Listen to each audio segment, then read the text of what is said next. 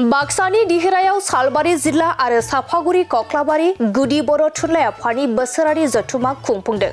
थांनाय 22 डिसेम्बरनिफ्राय सानथामनि हाबाफारिजों बाक्सा जिल्ला सिमला पुलिस थानानि सिङाव थानाय दिहिरा हायना बाजार सानजरां कमलेश्वर रामसियारि गेलेग्रा फोथाराव सालबारि जिल्ला बर' थुनलाइ आफादनि 20थि बोसोरारि जथुमा आरो साफागुरि कक्लाबारि गुदि बर' थुनलाइ आफादनि 53थि बोसोरारि जथुमाया जादोंमोन आरो दिनै जोबथा हाबाफारि।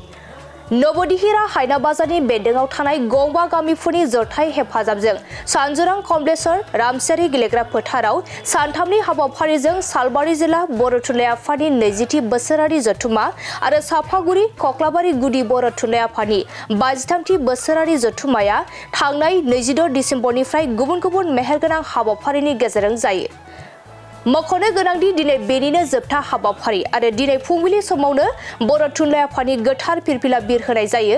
बर' थुनलाइ आफादनि ओंथिगोनां मेथाइनि गेजेरजों बे गोथार फिरफिलाखौ बिरहोयो सालबारि जिल्ला बर' थुनलाइ आफादनि आफादगिरि दम्बरधर बसुमतारी बिथाङा। बर' हारि बर' थुनलाइयाव मुंख्लं जालांनाय आरो रुंसारि जालांनाय गेदेमाफोरखौ गोसोखांनानै आलारि बाथि फोजोंनाय आरो बिबार बावनाय हाबाफारिफोरखौ दोंसे आरज मेथाइनि गेजेरजों मावफुंलाङो। बे हाबाफारिखौ मावफुङो सालबारि जिल्ला बर' थुनलाइ आफादनि लेङाइ आफादगिरिफोर फारियै सचिन सरगियारि आरो बिरेन बसुमतारी बिथाङा। बेलासि 3 रिंगानिफ्राय गेवलां मेलनि हाबाफारिया जागायो आरो गेवलां मेलाव गाहाय आलासि महरै नुजाथिफैयो बर' थुनलाइ आफादनि गाहाय नेहाथारि नीलकान्त गयारी बिथाङा। मख'जाथावदि सालबारि जिल्ला बर' थुनलाइ आफादा बोसोरफ्रोमबो फोसावनाय बोसोरारि बान्था आबौ खबाम राजा उत्तम चन्द्र केरखाटारि बान्थाखौ लाइमोन लिरगिरि एस.के. बसुमतारी बिथांनो बर' थुनलाइ आफादनि गाहाय नेहाथारि नीलकान्त गयारीनि आखाइजों गथायो।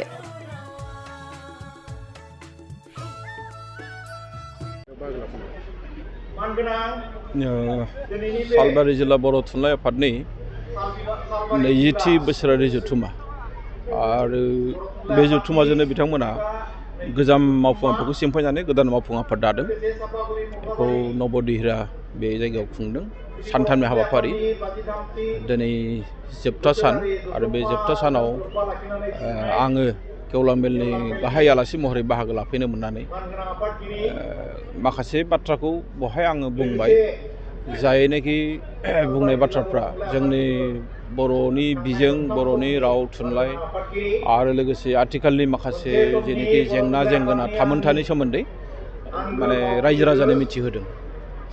आरो आथिखाल जोङो आसाम गभर्नमेन्टजों जों मा रायलायबाय थादों बा आथिखाल आसाम गभर्नमेन्टआ जोंनि बर' बिजोंनि सोमोन्दै बिथांमोना मा रोखोम पलिसि लादों बेफोरनि सोमोन्दै मिथिहोदों।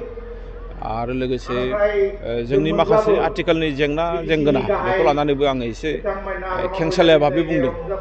दा बेखायनो रायजो राजानो मिथिनो मोननानै आं थारैनो गोजोननाय मोनदों बे समाव।